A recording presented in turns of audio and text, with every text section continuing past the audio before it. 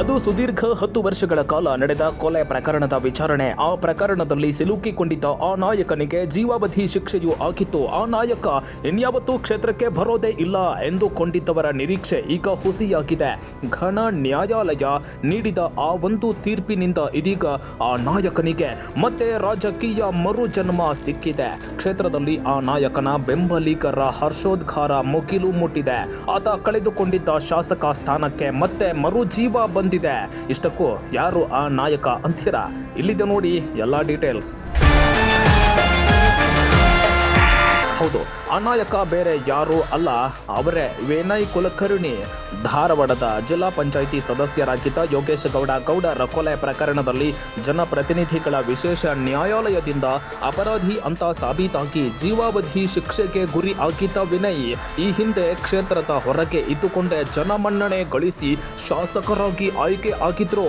ಅನಂತರ ನಡೆದ ಯೋಗೇಶ್ ಗೌಡರ ಕೊಲೆ ಪ್ರಕರಣದ ವಿಚಾರಣೆಯಲ್ಲಿ ವಿನಯ್ ಅಪರಾಧಿ ಅಂತ ಸಾಬೀತಾಗಿ ಜೀವಾವಧಿ ಶಿಕ್ಷೆಗೆ ಗುರಿ ಆಗಿದ್ರು. ಇದರಿಂದ ಅವರು ತಮ್ಮ ಶಾಸಕ ಸ್ಥಾನದಿಂದ ಅನರ್ಹಗೊಂಡಿದ್ರು. ನ್ಯಾಯಾಲಯದ ಈ ಆದೇಶ ಪ್ರಶ್ನೆ ಮಾಡಿ ವಿನಯ್ ಕುಲಕರ್ಣಿ ಹೈಕೋರ್ಟ್ ಮೊರೆ ಹೋಗಿದ್ರು. ಇದೀಗ ಹೈಕೋರ್ಟ್ನಲ್ಲಿ ಸುದೀರ್ಘ ವಿಚಾರಣೆ ನಡೆದು ಜನಪ್ರತಿನಿಧಿಗಳ ವಿಶೇಷ ನ್ಯಾಯಾಲಯ ನೀಡಿದ್ದ ತೀರ್ಪಿಗೆ ತಡೆಯಾಜ್ಞೆ ಸಿಕ್ಕಿದೆ. ಜೊತೆಗೆ ವಿನಯ್ ಕುಲಕರ್ಣಿಗೆ ಮಧ್ಯಂತರ ಜಾಮೀನು ಸಹ ದೊರೆತಿದೆ. ಇದರಿಂದ ಅವರ ಶಾಸಕ ಸ್ಥಾನಕ್ಕೆ ಮತ್ತೆ ಮರುಜೀವ ಸಿಕ್ಕಂತಾಗಿದೆ. ವಿನಯ್ ಅವರಿಗೆ ಜಾಮೀನು ದೊರೆತಿದ್ದೇ ತಡ ಧಾರವಾಡದಲ್ಲಿ ಅವರ ಬೆಂಬಲಿಗರ ಸಂಭ್ರಮ ಮುಗಿಲು ಮುಟ್ಟಿತು. ಪಟಾಕಿ ಸಿಡಿಸಿ ಸಿಹಿ ಹಂಚಿ ಸಂಭ್ರಮಿಸಿದ್ರು.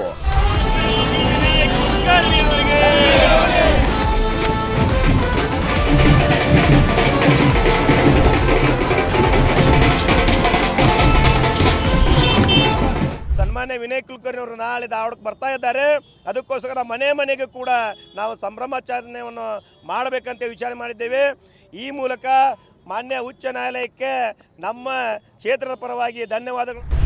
ಯೋಗೇಶ್ ಗೌಡ ಕೊಲೆ ಪ್ರಕರಣವನ್ನು ಸಿಬಿಐಗೆ ಕೊಡಬೇಕು ಅಂತ ಸಾಕಷ್ಟು ಹೋರಾಟ ಮಾಡಿದ್ದ ಜನಜಾಗೃತಿ ಸಂಘದ ಅಧ್ಯಕ್ಷ ಬಸವರಾಜ ಕೊರವರ್ ಈ ಹಿಂದೆ ವಿನಯ್ ಅವರಿಗೆ ಜೀವಾವಧಿ ಶಿಕ್ಷೆ ಆದಾಗ ಸತ್ಯಕ್ಕೆ ನ್ಯಾಯ ದೊರಕಿದೆ, ನಮ್ಮ ಹೋರಾಟಕ್ಕೆ ಜಯ ಸಿಕ್ಕಿದೆ ಅಂತ ಸಂಭ್ರಮಿಸಿದರು. ಆದರೆ ಹೈಕೋರ್ಟ್ ಇದೀಗ ನೀಡಿದ ತೀರ್ಪಿನಿಂದ ಬಸವರಾಜ ಕೊರವರ್ ನಮ್ಮ ಹೋರಾಟ ಇನ್ನೂ ನಿಂತಿಲ್ಲ, ನ್ಯಾಯಾಂಗದ ಮೇಲೆ ನಮಗೆ ನಂಬಿಕೆ ಇದೆ, ನಾವು ಸುಪ್ರೀಂ ಕೋರ್ಟ್ ಮೆಟ್ಟಿಲೇರ್ತೇವೆ ಎಂದಿದ್ದಾರೆ.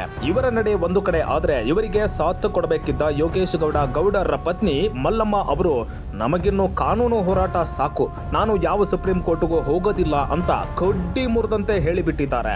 ಒಂದೆಡೆ ವಿನಯ್ ಅವರ ಬೆಂಬಲಿಗರ ಸಂಭ್ರಮ ಮನೆ ಮಾಡಿದ್ರೆ ಮತ್ತೊಂದೆಡೆ ಉಪಚುನಾವಣೆಯ ಮೇಲೆ ಕಣ್ಣಿಟ್ಟಿದ್ದ ಇತರ ರಾಜಕೀಯ ನಾಯಕರ ಆಸೆಗೆ ಇದೀಗ ತಣ್ಣೀರು ಎರಚಿದಂತಾಗಿದೆ.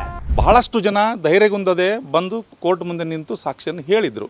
ಅವೆಲ್ಲ ಸಾಕ್ಷಿಗಳನ್ನು ಕೋರ್ಟು ಗಣನೆಗೆ ತೆಗೆದುಕೊಂಡಿರುತ್ತೆ ಅಂತ ನಮ್ಗೆ ಅನಿಸುತ್ತೆ. ಆದರೆ ಇವತ್ತು ಸ್ಟೇ ಕೊಟ್ಟಿದ್ದಾರೆ ಅಂತ ಕೇಳಿದ್ರೆ ಎಲ್ಲೇ ಒಂದು ಕೂಡ ನಮಗೂ ಕೂಡ ಬೇಸರ ಆಗಿದೆ.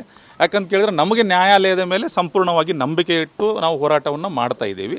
ಈಗ ಯಾವ ಆಧಾರದ ಮೇಲೆ ಸ್ಟೇ ಸಿಕ್ಕಿದೆ ಅನ್ನೋದನ್ನು ನಾವು ಪ್ರಶ್ನಿಸಿ ನಾವು ಸುಪ್ರೀಂ ಕೋರ್ಟ್ ಮೊರೆ ಹೋಗ್ತೀವಿ. ಹಿನ್ನಡೆ ಅನ್ನಕೇನದು ಕೋರ್ಟ್ನಾಗ ಏನ್ ನಡೀತೈತೆ ಅದ್ರ ಬಗ್ಗೆ ನಾವೇನ್ ಮಾಡಿದ್ರು ನಡೆಯಂಗಿಲ್ಲ.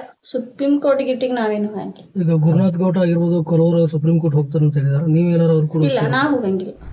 ಈತ ಯೋಗೇಶ್ ಗೌಡರ ಸಹೋದರ ಗುರುನಾಥ ಗೌಡ ಕೂಡ ನ್ಯಾಯಾಲಯ ಕೊಟ್ಟ ತೀರ್ಪಿಗೆ ನಾವೆಲ್ಲ ತಲೆ ಬಾಗಲೇಬೇಕು. ಅವರೊಂದು ರೀತಿಯಲ್ಲಿ ವಾದ ಮಾಡಿ ಪ್ರಕರಣ ಗೆಲ್ಲಬಹುದು, ನಾವು ಇನ್ನೊಂದು ರೀತಿಯಲ್ಲಿ ವಾದ ಮಾಡಿ ಪ್ರಕರಣ ಗೆಲ್ಲಬಹುದು.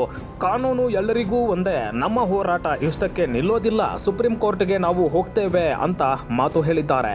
ನಮ್ಗೆ ನ್ಯಾಯ ಸಿಗ್ತೈತೆ ಅಂತೇಳಿ ನಾವು ಹೋಗಿದ್ದೀವಿ, ನಮ್ಗೆ ನ್ಯಾಯ ಸಿಕ್ಕಿತ್ತು. ಈಗ ಅವ್ರು ಅದ್ರ ಪ್ರಕಾರ ಅವ್ರು ಹೈಕೋರ್ಟಿಗೆ ಹೋದಾಗ ಅವ್ರಿಗೆ ಇದು ಸಿಕ್ಕೈತೆ ಅಂತಂದ್ರೆ ನಮಗೂ ಏನು ದೊಡ್ಡದಲ್ಲ. ನಾವು ಸುಪ್ರೀಂ ಕೋರ್ಟ್ ಐತಿ, ನಮಗೂ ಇನ್ನೂ ಚಾನ್ಸ್ ಐತಿ, ನಾವು ಸುಪ್ರೀಂ ಕೋರ್ಟ್ಗೆ ಹೋಗ್ತೀವಿ, ನಾವು ಅಪೀಲ್ ಮಾಡ್ತೀವಿ.